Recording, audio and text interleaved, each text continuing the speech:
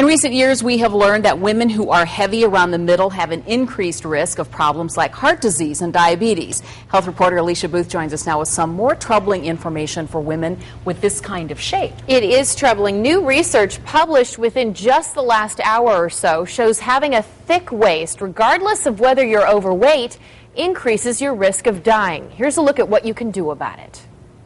For women already struggling to get thinner around the middle, the latest research is not very uplifting. And those who make it their business to help people manage their weight will be the first to say, it's not fair.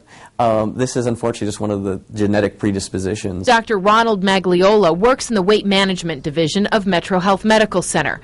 He says the research in the Archives of Internal Medicine will be useful in helping patients understand their risks and reduce them. For years, there's been a thought that fat around the abdomen is different than fat in the arms and legs. And so this study helped correlate and show that in fact does seem to be the case.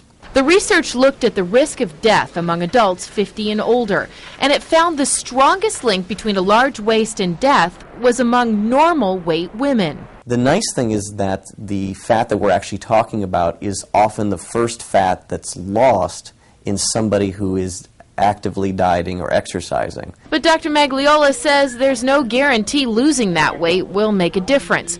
What he does say is women with a higher waist-to-hip ratio should absolutely not smoke. And they should keep a close eye on their cholesterol, both good and bad. And don't let the research get you down. I hope this kind of news wouldn't hurt someone's motivation. If anything, I would like to think that this would actually motivate somebody to work a little bit harder. The authors of this research don't have an explanation for this connection, but suspect it is biological. Now, the research may also have an impact on weight loss goals, which perhaps should be based more on abdominal fat rather than BMI, which, as you know, is the body mass index. In the meantime, Dr. Magliola says we should know our cholesterol levels by the time we're 10 years old, but if you have that higher waist-to-hip ratio, really stay on top of those levels. No.